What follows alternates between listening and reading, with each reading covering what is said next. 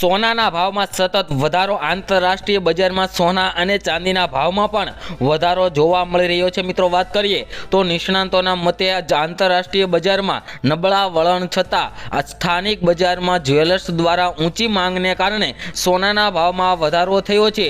આ ઉપરાંત સોનાની કિંમતમાં આ વધવાનું મુખ્ય કારણ જોઈએ તો વૈશ્વિક સ્થિતિ અને ડોલરની ચાલને પણ માનવામાં આવી રહી છે। કારણ કે મિત્રો અત્યારે જોઈએ તો ડોલર ઇન્ડેક્સની અંદર ફરી એકવાર ભયંકર ઉથલ-પાથલનો માહોલ જોવા મળી રહ્યો છે। તેના કારણે મિત્રો સોનાના ભાવ વધી રહ્યા છે। અને મિત્રો આંતરરાષ્ટ્રીય બજારની અંદર સોના ચાંદીના ભાવની વાત કરીએ તો મિત્રો વૈશ્વિક બજારમાં કોમેક્સ સોનું વાયદો પ્રતિ અંશ વાત કરીએ તો ડોલરમાં 21.10 ઘટીને 2729.80 પ્રતિ અંશ પર થયું હતું।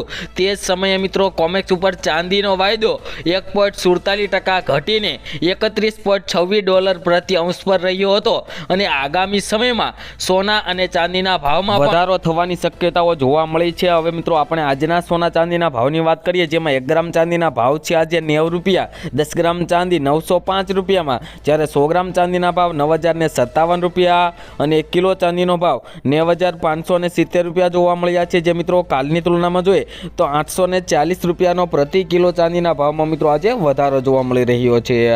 તો મિત્રો હવે આપણે વાત કરીશું કે આજે સોનાના શું ભાવ ચાલી રહ્યા છે તેમાં મિત્રો આજે આપણે 22 કેરેટ 24 કેરેટ સોનાના ભાવની વાત કરીશું। તો સૌપ્રથમ આજે આપણે મિત્રો 22 કેરેટ સોનાના ભાવની વાત કરીએ જેમાં 1 ગ્રામ સોનાના ભાવ છે આજે 7674 રૂપિયા, 10 ગ્રામ સોનું 76740 રૂપિયામાં, જ્યારે 100 ગ્રામ સોનાના ભાવ મિત્રો 6,67,400 રૂપિયા જોવા મળ્યા છે। જે મિત્રો કાલની તુલનામાં જોઈએ તો 22 કેરેટ સોનાના ભાવમાં આજે 8,460 રૂપિયાનો ભયંકર વધારો થયો છે।